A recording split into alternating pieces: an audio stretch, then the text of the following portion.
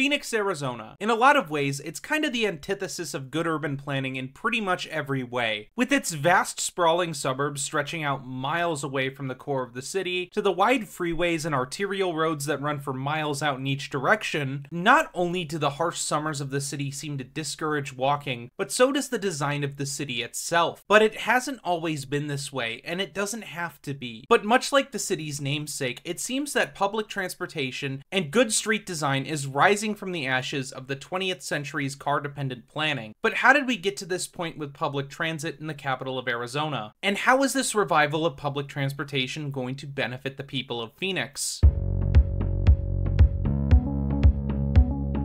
The concept of streetcars and public transportation is not new to the city of Phoenix. Even before Arizona got its statehood, the capital of the territory of Arizona, Phoenix, was familiar with streetcars. With the first of the lines opening in 1888, these utilized horse-pulled streetcars, with electric streetcars making their first appearance in 1893. Now, just a reminder that in 1900, Phoenix had a population of 5,500 people and had multiple streetcar lines running throughout the city that existed. Now, like many other cities around the US in the 1940s, the streetcars had been struggling for ridership and cash flow throughout the previous decades. It also didn't help that most of the streetcars in Phoenix were actually destroyed in a fire that also destroyed the facility where they were stored, and that there were suspicious circumstances behind this fire. Add in funding to nothing but car infrastructure, and you get the fall of a streetcar network. These streetcar tracks would be removed and replaced with bus services that would run less frequently and get stuck in traffic. This would be the status quo for a majority of the rest of the 20th century in Phoenix. However, unlike many cities that really got into building highways along with their suburbs throughout the 20th century, Phoenix was actually quite late to the party when it came to building out these highways, and really didn't do it until the end of the 20th century. However, this era of only building road infrastructure would come to an end. It's the year 2000, the beginning of a new millennium, and Phoenix leadership has begun to realize the growing need to build an actual transit system, as this once small farm town and railroad stop over the course of a century grew from 5,500 residents to over 1.3 million residents in the year 2000. And with the population still increasing at this rate, they knew that they had to do something other than double down on car infrastructure. So they came up with the Transit 2000 Regional Transit Plan. This plan not only generated some of the first funding for light rail in the Phoenix Metro, but also contributed significantly towards modernizing and improving buses within the area that Valley Metro operated in. On top of this initial funding, the system would receive even more funding through Proposition 400, passed in 2004 by voters in Maricopa County. So with its funding secured, construction on the initial segment of light rail began in 2005, with construction of this initial segment being completed in 2008, and operations beginning in December of 2008, following a ribbon cutting and celebrations from many people in the Phoenix metro area. While many other systems often struggle in their first few years of operation, this was not the case with Valley Metro Light Rail. Ridership per mile, which is a key metric in judging the effectiveness of public transit, was beating all expectations that Valley Metro had set, and due to this, expansions were immediately on the horizon. The first extensions of the Valley Metro Light Rail came initially to the eastern section of the line, extending it into downtown Mesa and beyond, with the Central Mesa extension and the Gilbert Road extension. But they were soon followed with additional extensions on the northern end of the line, with Phase 1 and Phase 2 of the Northwest extension, the latter of which just recently opened earlier this year. And if you want to learn a little more about that specific extension and my thoughts on the new stations, then feel free to check out my video on it. On top of extending the existing Valley Metro Light Rail, Valley Metro and the city of Tempe utilized federal funds to create the Tempe streetcar, which opened in the city of Tempe in 2022, providing last-mile connections from the light rail to important points in Tempe, like the campus of Arizona State University. This leaves us with the current network of rail transit in the Phoenix metro area, one long light rail line, and a downtown streetcar for the area's biggest college town. But is that it for transit in Phoenix and its future? Well, if it was, this would be the end of the video, and I would be talking about how it makes Phoenix a better place to live and blah blah blah, but I'm not done yet, because Valley Metro and the Phoenix metro area has, for the most part, been pretty hyped on expanding rail transit in the metro area, and quite a few different projects are right around the corner from opening, and changing how we see transit transit in the entire Phoenix metro area. But you know what might also help change how you see transit in the Phoenix metro area? My Patreon. Because for just $1 a month, you can see extra videos like my one on the Tempe streetcar, get early access to videos,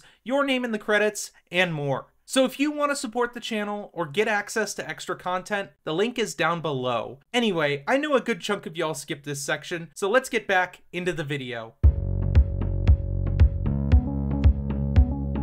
The South Central Extension is arguably the most transformative transit project in the Phoenix area since the initial opening of the Valley Metro Light Rail. While it might just sound like a normal transit extension project, the South Central Extension has more to it than just adding additional light rail trackage to the Phoenix area. The South Central Extension will provide 5.5 new miles of light rail trackage to the south of downtown Phoenix along Central Avenue and provide these neighborhoods with fast and frequent rail transit connections on the Valley Metro Light Rail. The South Central Extension will also connect the Ed Pastor Transit Center to the network, allowing for much easier bus to light rail connections south of downtown. But more importantly than the extension itself is that this will make Valley Metro a two-line system. These two lines will share the East Corridor through Mesa and Tempe, but once they get to downtown Phoenix, the two lines will split. One line will continue north along the existing light rail transit route, while the second line will use this new right-of-way. In order to help with the new need of transferring riders between lines, Valley Metro is building a small hub within its downtown to service these transfers. Construction on the South Central Extension began back in 2019, and despite some slight delays, construction is set to be completed later this year in 2024, with passenger service along this new South Central corridor beginning sometime in 2025 as of the making of this video. Now, this isn't the only project that Valley Metro has in their sights within the next 5 years.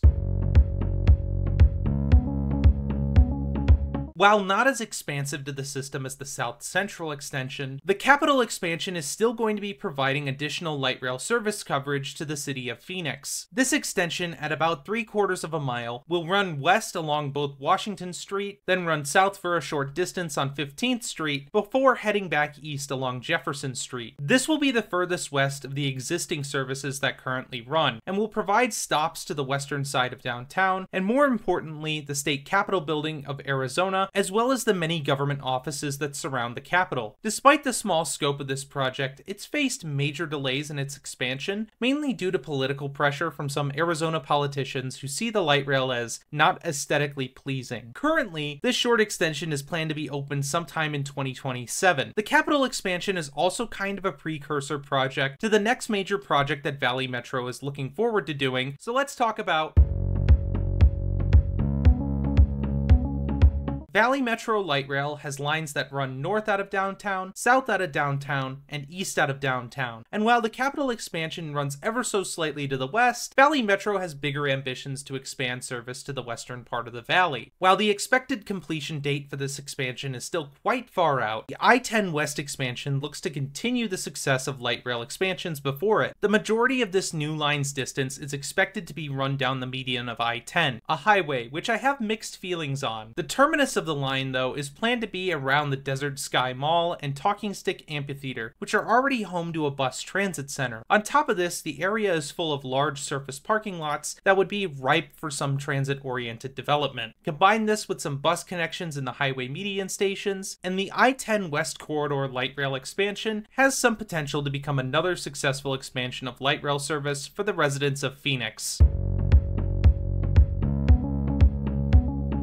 Now, these aren't the only projects that Valley Metro and other agencies are working on in the Phoenix metro area. Valley Metro has done some improvement to system quality, including rolling out a new fare card system that's easier to use, as well as studying new corridors for rapid and express bus service, as well as future Valley Metro light rail corridors, like the West Phoenix Transit Corridor Study, the Central Glendale Transit Corridor Study, and the Northeast Transit Feasibility Corridor Study. However, if there's any project that had some momentum that really should be taken more seriously, it's the regional rail system for the Phoenix metro area. This region has some absolutely massive sprawl, and as much as I do love light rail, it's not going to be fast enough for some of the longer trips around the metro area. And there have been proposals for a regional rail service by the Maricopa Association of Governments, also known as MAG, to build out regional rail for the Phoenix metro area since 2008. and with a revised and updated plan for 2018. However, these proposals have faced opposition, mainly from wealthier residents in the region's sprawling exurbs. But with Phoenix being one of America's fastest growing metro areas, is it really reasonable to listen to a few wealthy residents over the vast majority that would benefit from such a system? With the project estimated to cost around $2.5 billion and creating 4 new fast and frequent rail corridors around the Valley of the Sun, as well as a massive improvement plan to the current vacant Phoenix train station, doing so would not only benefit the downtown area around the station, but also the entire Phoenix metro area. Phoenix is a fast-growing city, and even though it arrived pretty late to the party on building out modern transit for its residents, what it has built has been immensely beneficial, with a downtown that's now booming with new housing and mixed-use developments, as well as nearby neighborhoods and cities along the light rail corridors such as Midtown, Tempe, and Mesa benefiting immensely from the construction of the existing light rail. It's exciting to see what the future of transit in Phoenix holds for its residents in the southern and western sections of the city. While Phoenix is known for its horrible urban fabric with its crazy sprawl and some street environments that truly take the term strode to the next level, like 7th Avenue and 7th Street, it's making a dedicated shift in the right direction, which is something that many other cities can't say the same for. Hopefully, Phoenix can keep up this momentum to improving transit within the city and make the city of Phoenix and its surrounding communities better places to live. But have you been to Phoenix? Do you take Valley Metro Light Rail? What projects do you think Phoenix could do to make transit better for you? Let me know in the comments below. And if you enjoyed this video, be sure to like and subscribe. I want to thank everybody who helped me make this video, and I especially want to thank Tony Stunts, John Shoutout, and all of my other patrons. Their support makes content like this possible. And if you want to support the channel or get benefits like extra videos, early access to videos, your name in the credits, and more, click the link down below. Also, while you're down there, you'll be able to find links to all of my socials. I post updates and extra content there. Folks, thank you so much for watching this video. I have some very exciting content coming for you this month, and if you made it this far, well, I'll see y'all on the next one.